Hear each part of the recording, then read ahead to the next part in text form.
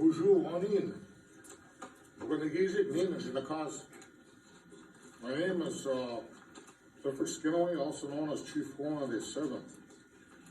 And if you've driven through Raynard area, you probably see Holland Bay Lake around that area. My great-grandfather moved from Sandy Lake in 1926 and migrated over to better hunt zones in the Raynard area.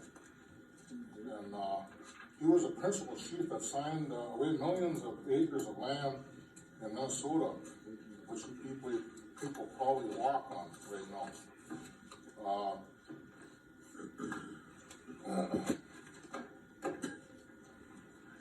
Okay, the official position of Chief One of the VII, Chief of the Mississippi Band, now sitting at Sandy Lake, Minnesota.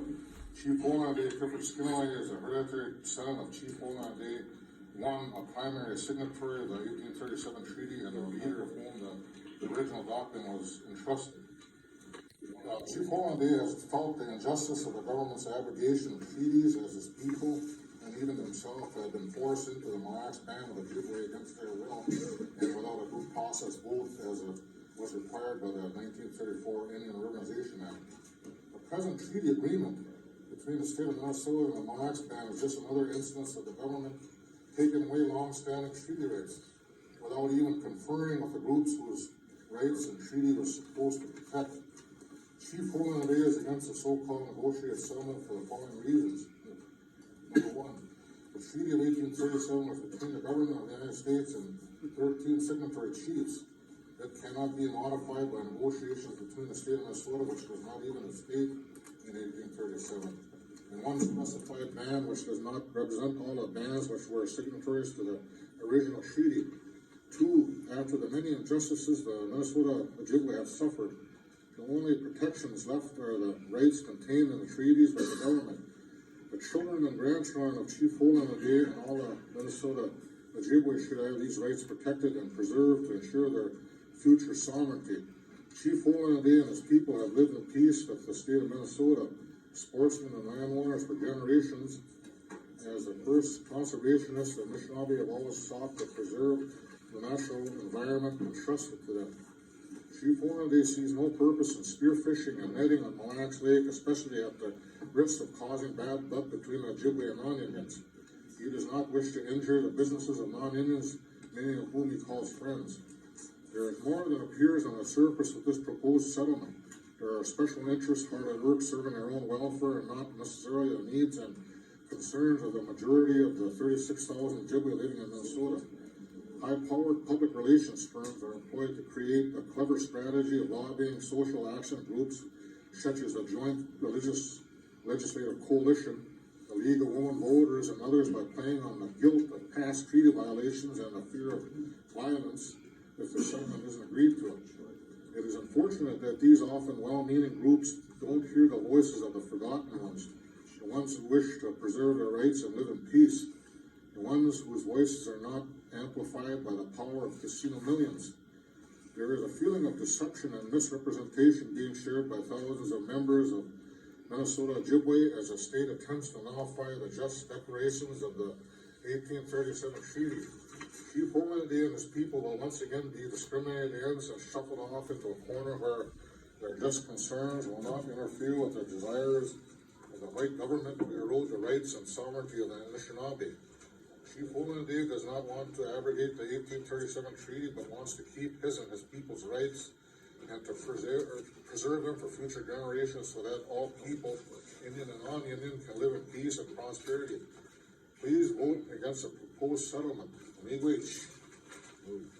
Sandy Lake, I heard Senator Morris talk about the letter that stated, or from Mark Anderson, that stated that Sandy Lake has no standing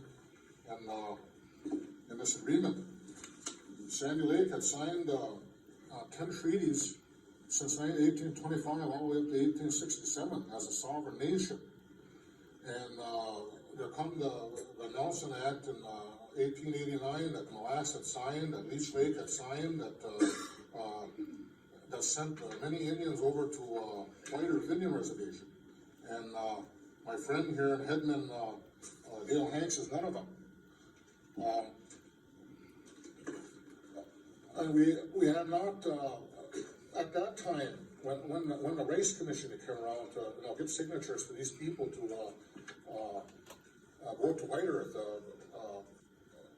the Indians from Sandy Lake had ran away from the white man and went out hunting or fishing to keep from signing anything with the white man at that time. And the same thing happened in 1934 Indian Reservation Act. They come around and the Indians didn't sign anything. We never had no polling places. We never got a chance to vote on that. And although Mille Lacs and Fond du Lac, Leech Lake, all the other 6 reservations, Minnesota had signed this and this Indian Reservation Act. But we did not sign it. The Sandy Lake Band did not sign it. And we didn't have the opportunity to even have a vote on it. So I'm saying this, that the treaties are the supreme law of the land, and we can't abrogate this treaty and abrogate the Sandy Lake Indian Reservation. Right now, we're in the process of secession from the Mille Lacs Band. We're working hard.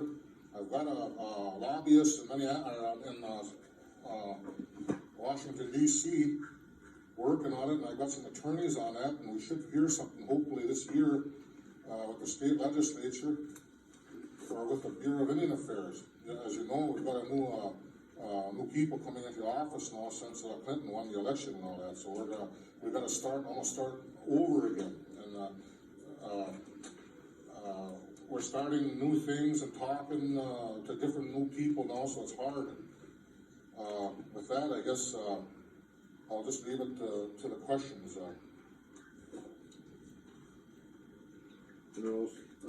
Mr. Chairman, Mr. Skinaway, I believe I erroneously addressed the question to Mr. Hanks rather than to you. If you are viewed as being a part of the Mille Lacs Band, which you are now trying to separate yourself from and be recognized as Sandy Lake Band, were you given the opportunity to vote on this agreement at all?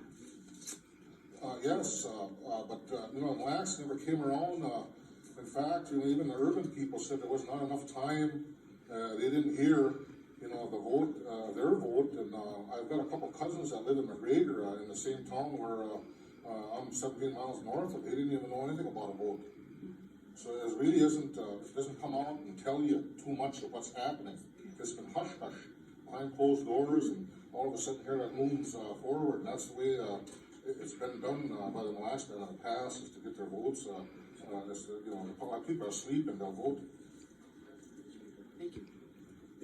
Senator, Mr. Chairman, one other topic that was brought up to me by Mr. Hanks as Mr. Skinaway was making his presentation is the, in looking at the bill, Senator Morris, it appears as though there is at least some special treatment given for the resort owners who presumably may have some rights impaired as a result of the settlement agreement. And to be completely fair, would it not also be within the legislature's authority and duty to look at what other rights would be impaired? For instance, those Native Americans who are being denied rights and also recognize them as well.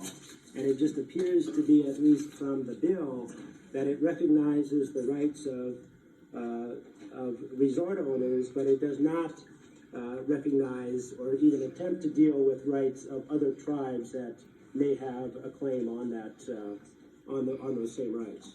Mr. Chairman, I think Mr. Bayer summarized it fairly well. It does not address nor even attempt to address the issues of other bands. This is with the Mille Lacs Band, period.